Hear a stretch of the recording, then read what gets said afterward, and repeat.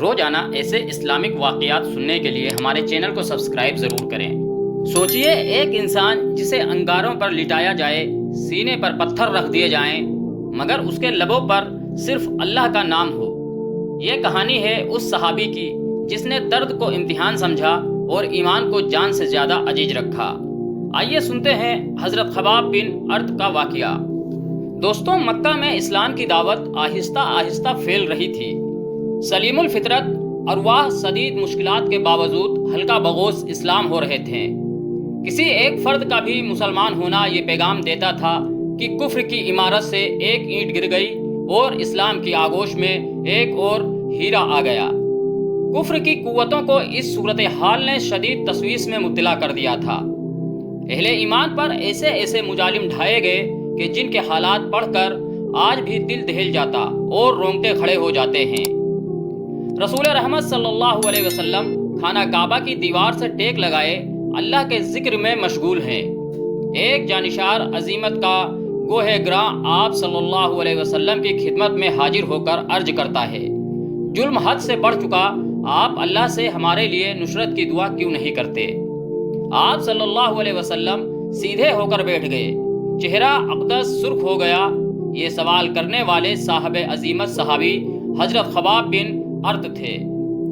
ان کی بات سن کر حضور اکرم صلی اللہ علیہ وسلم نے فرمایا، تم سے پہلے لوگوں کو اس سے بھی سخت آزمائشوں میں ڈالا گیا۔ ان کے جسم سے لوہے کی کنگھیوں سے گوشت نوچا گیا، ان کو زمین پہ گاڑ کر سر پہ آرا چلایا گیا اور ان کو دو حصوں میں چیر کر رکھ دیا گیا۔ اللہ کی نصرت ضرور آئے گی، مگر تم عجلت کرنے والے ہو۔ اللہ اس دین کو ضرور غالب کرے گا اور تم دیکھ لو گے کہ اکیلا سوار شنا سے حضر موت تک جائے گا اور اللہ تعالیٰ کے سوا کسی کا اس کو ڈر نہیں ہوگا۔ قرآن پاک میں اللہ تعالیٰ نے ارشاد فرمایا، پھر کیا تم لوگوں نے یہ سمجھ رکھا ہے کہ یوں ہی جنت کا داخلہ تمہیں مل جائے گا؟ حالانکہ ابھی تم پر وہ آزمائشیں نہیں آئیں جو تم سے پہلے اہل ایمان پر آئی تھیں۔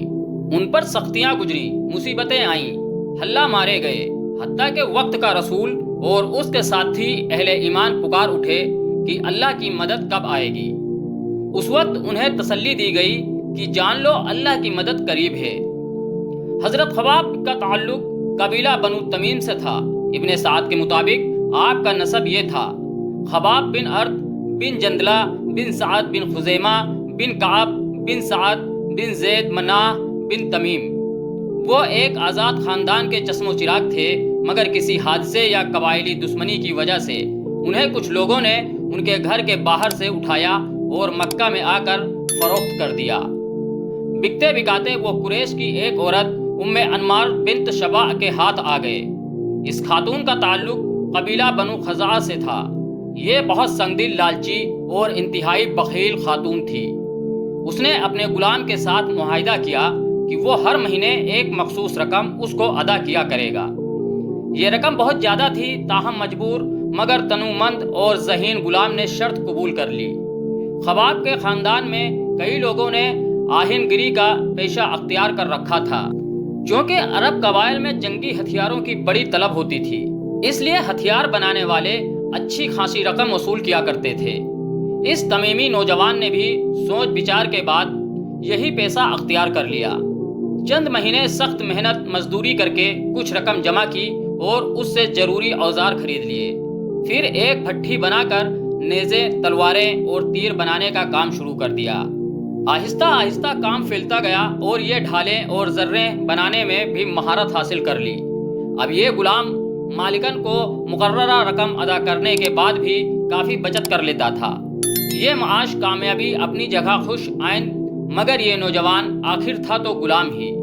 جب سمے اسلام نے روشنی پھیلانا شروع کی تو یہ پروانہ بھی دیوانہ وار اس کی طرف لپکا۔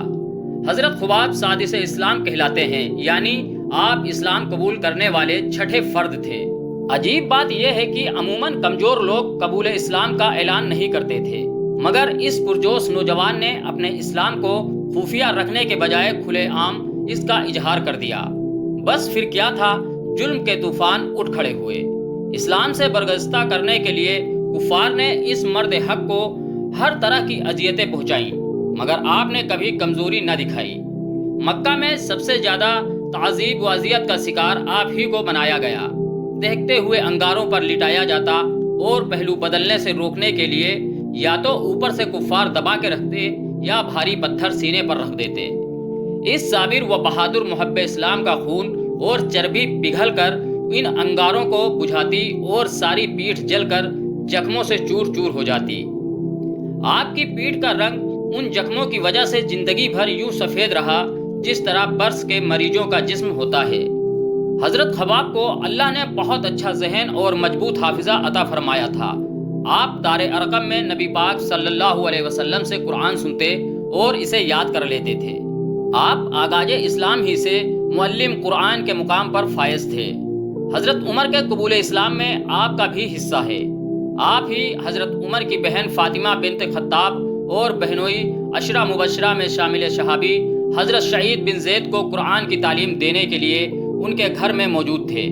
جب عمر اپنی بہن اور بہنوئی کے قبول اسلام کی خبر سن کر انہیں سزا دینے اور اسلام سے برگزیدہ کرنے کے لیے وہاں آئے تھے، انہوں نے اپنے معلم کو گھر کے پچھلے کمرے میں بھیج دیا تاکہ انہیں کوئی گزند نہ پہنچے۔ مختصر یہ کہ غصے سے بھرے عمر نے بہن اور بہنوئی کو مارا پیٹا۔ وہ دونوں زخمی ہو گئے۔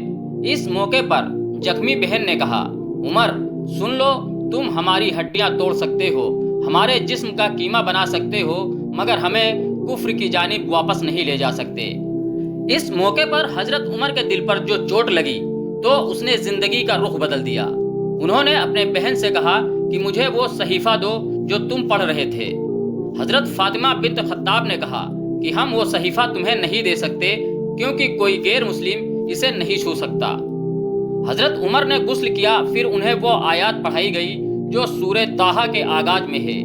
یہ آیات سنتے ہی حضرت عمر کی حالت بدلتی جا رہی تھی۔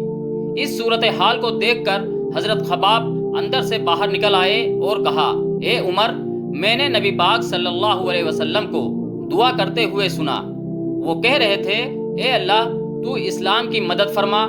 دو عمروں میں عمر بن خطاب اور عمر بن حسام میں سے کسی ایک کو جو تجھے محبوب ہو اسلام کے دامن میں بھیج دے۔ بس اس کے بعد حضرت عمر سیدھے دار ارقم میں پہنچے اور حلقہ بغوش اسلام ہو گئے۔ یوں اس عظیم صحابی کو اسلام کی طرف لانے میں بہن اور بہنوئی کے ساتھ حضرت خباب کا بھی اہم کردار ہے۔ اہل ایمان کو ہر طرح کی آزمائشوں سے گزرنا پڑتا ہے۔ جو لوگ ایمان کی حلاوت اپنے دل میں پا لیتے ہیں وہ ہر امتحان میں اللہ کی نصرت سے سرخرو ہو جاتے ہیں۔ قریش کے بدبخت سردار عاص بن وائل نے حضرت خباب سے ایک اچھی خاصی رقم قرض لی۔ جب آپ نے واپسی کا مطالبہ کیا تو اس نے بڑی رعونت کے ساتھ کہا، میں تمہیں ایک درہم بھی واپس نہیں کروں گا جب تک تم ہمارے دین میں واپس نہ آ جاؤ۔ آپ نے فرمایا، جب تک تم مر کے دوبارہ زندہ ہو کر اس دنیا میں نہ آ جاؤ، میں دامن رسالت مآب صلی اللہ علیہ وسلم کو ہرگز نہیں چھوڑوں گا۔